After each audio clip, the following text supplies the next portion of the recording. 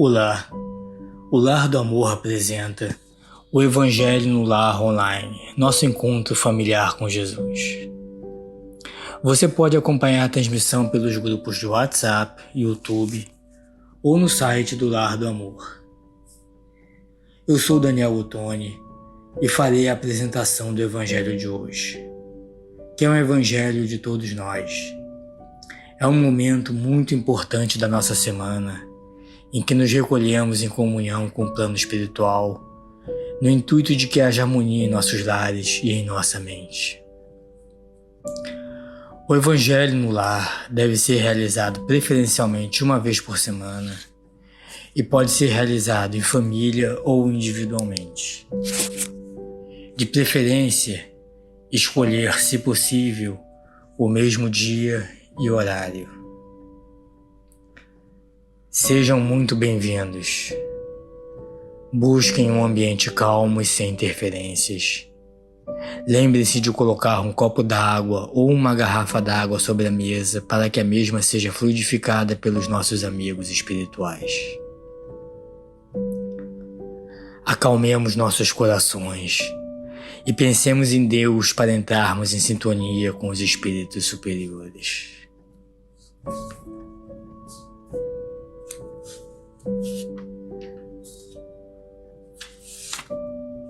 Roguemos ao nosso amado Mestre Jesus Cristo, aos espíritos superiores que nos assistem, aos nossos amigos espirituais, para que nos auxiliem enquanto seguimos o caminho da nossa fé, na nossa perseverança frente aos nossos desafios, na nossa resiliência. Que possamos cada vez mais nos conservar serenos, em paz, em harmonia. Pedimos que essa água que se encontra sobre a mesa seja fluidificada e que seja feita a limpeza espiritual em nossos lares, para que estes se encham de amor e de harmonia. Que os nossos irmãos participantes que porventura estejam passando por problemas físicos ou espirituais sejam auxiliados e amparados.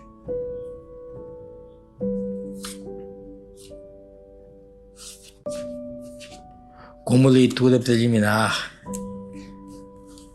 leremos o texto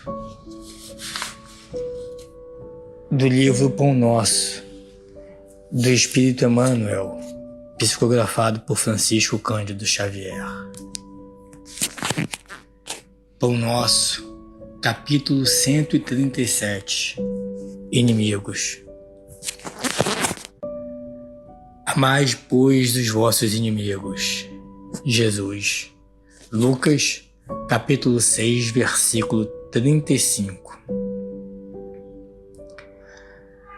A afirmativa do Mestre Divino merece meditação em toda parte.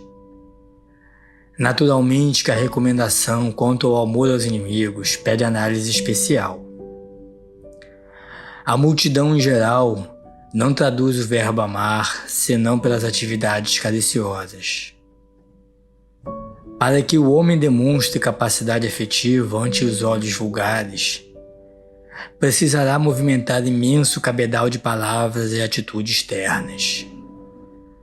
Quando sabemos que o amor pode resplandecer no coração das criaturas sem qualquer exteriorização superficial.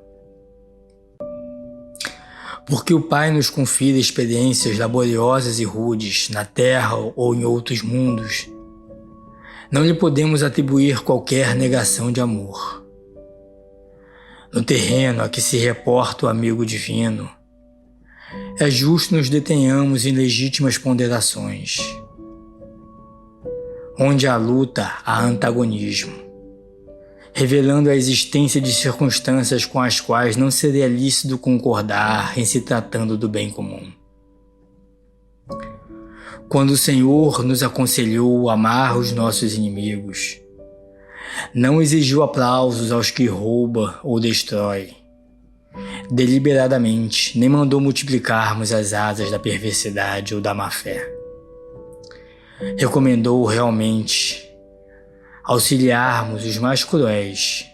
No entanto, não com aprovação indébita, e sim com disposição sincera e fraternal de ajudá-los a se reerguerem para a senda divina, através da paciência, do recurso construtivo ou do trabalho restaurador.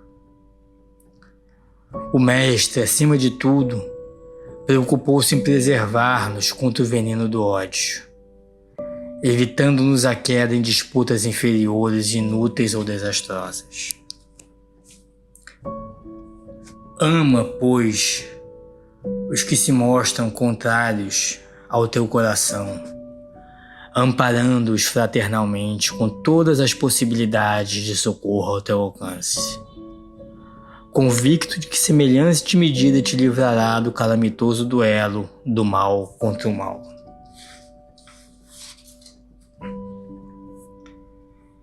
Faremos agora a leitura do Evangelho segundo o Espiritismo, capítulo 12, passagens 5 e 6. Os inimigos encarnados. Não tem o espírito ainda outros motivos de indulgência com seus inimigos. Sabe ele, primeiro, que a maldade não é um estado permanente dos homens, que ela se prende a uma imperfeição momentânea e que, do mesmo modo que a criança se corrige dos seus defeitos, o homem mau reconhecerá um dia seus erros e se tornará bom. Sabe ainda que a morte não o livra senão da presença material do seu inimigo, mas que este o pode perseguir com seu ódio mesmo depois de ter deixado a terra, que assim a vingança falha no seu objetivo. Ao contrário, tem por efeito produzir uma irritação maior que pode continuar de uma existência a outra. Cabe ao Espiritismo provar, pela experiência e pela lei que rege as relações do mundo visível e do mundo invisível, que a expressão apagar o ódio com o sangue é radicalmente falsa, e o que é verdadeiro é que o sangue mantém um ódio, mesmo além do túmulo, de dar por consequente uma razão de ser efetiva e uma utilidade prática ao perdão, e a sublime máxima do Cristo: amai os vossos inimigos. Não há coração tão perverso que não seja tocado de bons procedimentos. Mesmo inconscientemente, pelos bons procedimentos tira-se pelo menos todo o pretexto de represálias. De um inimigo pode-se fazer um amigo, antes e depois da sua morte. Pelos maus procedimentos, ele se irrita.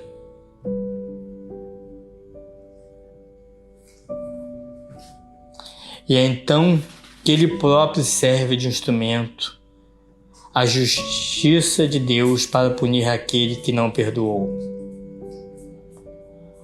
Pode-se, pois, ter inimigo entre os encarnados e entre os desencarnados. Os inimigos do mundo invisível manifestam sua malevolência pelas obsessões e pelas subjugações,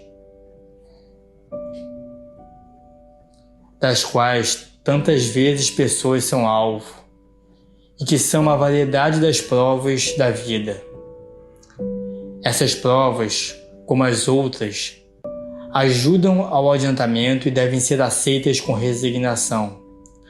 E como consequência da natureza inferior do globo terrestre, se não houvessem homens maus sobre a terra, não haveria espíritos maus ao redor dela. Se, pois, deve-se ter a indulgência e a benevolência para com os inimigos encarnados, devemos tê-las igualmente para com aqueles que estão desencarnados. Outrora, sacrificavam-se vítimas sangrentas para apaziguar os deuses infernais, que não eram outros senão espíritos maus. Aos deuses infernais sucederam os demônios, que são a mesma coisa. O Espiritismo vem provar que esses demônios não são outros senão as almas de homens perversos, que não se despojaram ainda dos instintos materiais, que não se pode apaziguá-los senão pelo sacrifício de seu ódio, quer dizer, pela caridade. Que a caridade não tem apenas por efeito impedi-los de fazer o mal, mas de os conduzir no caminho do bem e de contribuir para a sua salvação. É assim que a máxima, amai os vossos inimigos, não será circunscrita ao círculo estreito da terra e da vida presente, mas se integra na grande lei da solidariedade e da fraternidade universais.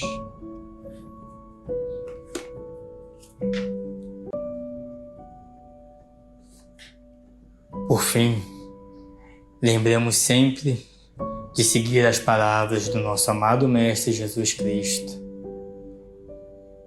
perdoando, praticando a caridade e orando pelos nossos inimigos, seja porventura aqueles que estejam desencarnados ou aqueles que já desencarnaram. Agradecemos a participação dos nossos irmãos espirituais que estiveram conosco nesse encontro. E sigamos todos em frente com fé, com esperança, com amor e com caridade. Que enfrentemos todas as provas e os obstáculos de nossa vida sem nos deixarmos abater. Que Deus abençoe todos nós. Até a próxima semana, no nosso próximo encontro com Jesus. Que assim seja, graças a Deus. Fiquem todos em paz.